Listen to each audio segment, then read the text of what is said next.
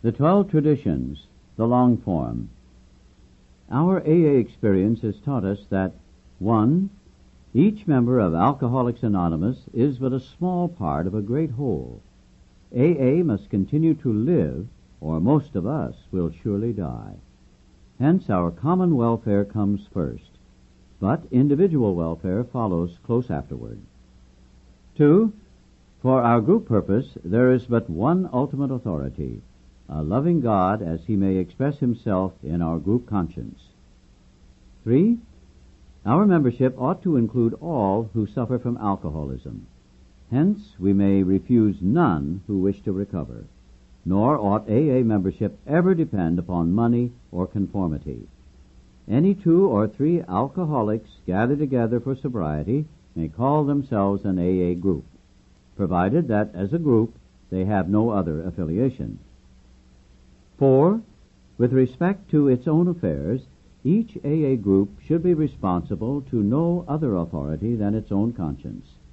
But when its plans concern the welfare of neighboring groups also, those groups ought to be consulted, and no group, regional committee, or individual should ever take any action that might greatly affect AA as a whole without conferring with the trustees of the General Service Board. On such issues, our common welfare is paramount. 5. Each Alcoholics Anonymous group ought to be a spiritual entity having but one primary purpose, that of carrying its message to the alcoholic who still suffers. 6. Problems of money, property, and authority may easily divert us from our primary spiritual aim. We think, therefore, that any considerable property of genuine use to AA should be separately incorporated and managed, thus dividing the material from the spiritual. An AA group, as such, should never go into business. Secondary aids to AA, such as clubs or hospitals, which require much property or administration, ought to be incorporated and so set apart that, if necessary, they can be freely discarded by the groups. Hence, such facilities ought not to use the AA name. Their management should be the sole responsibility of those people who financially support them. For clubs, AA managers are usually preferred, but hospitals, as well as other places of recuperation, ought to be well outside AA and medically supervised. While an AA group may cooperate with anyone, such cooperation ought never to go so far as affiliation or endorsement, actual or implied. An AA group can bind itself to no one. 7. The AA groups themselves ought to be fully supported by the voluntary contributions of their own members. We think that each group should soon achieve this ideal, that any public solicitation of funds using the name of Alcoholics Anonymous is highly dangerous, whether by groups, clubs, hospitals, or other outside agencies. That acceptance of large gifts from any source, or of contributions carrying any obligation whatever, is unwise. Then, too, we view with much concern those AA treasuries which continue, beyond prudent reserves, to accumulate funds for no stated AA purpose. The experience has often warned us that nothing can so surely destroy our spiritual heritage as futile disputes over property, money, and authority. 8. Alcoholics Anonymous should remain forever non-professional.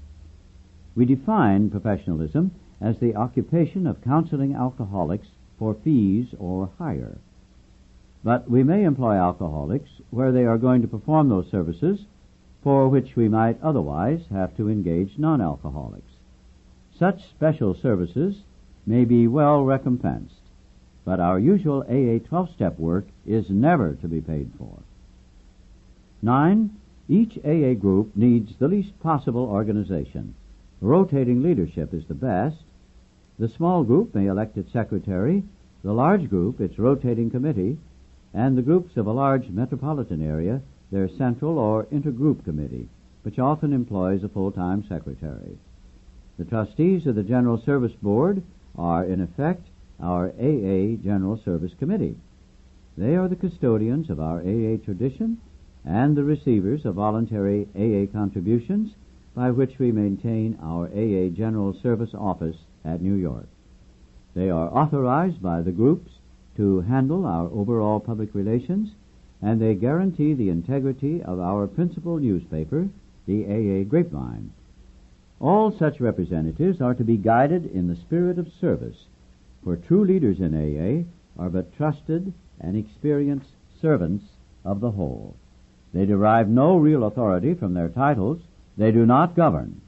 Universal respect is the key to their usefulness. 10.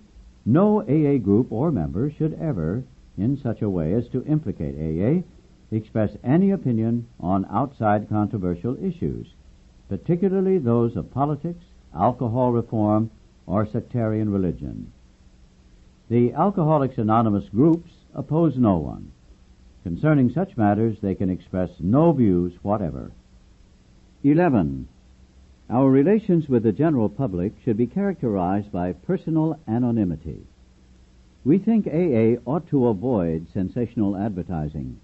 Our names and pictures as AA members ought not to be broadcast, filmed, or publicly printed. Our public relations should be guided by the principle of attraction rather than promotion. There is never need to praise ourselves. We feel it better to let our friends recommend us. 12. And finally, we of Alcoholics Anonymous believe that the principle of anonymity has an immense spiritual significance. It reminds us that we are to place principles before personalities, that we are actually to practice a genuine humility. This to the end that our great blessings may never spoil us, that we shall forever live in thankful contemplation of Him who presides over us all.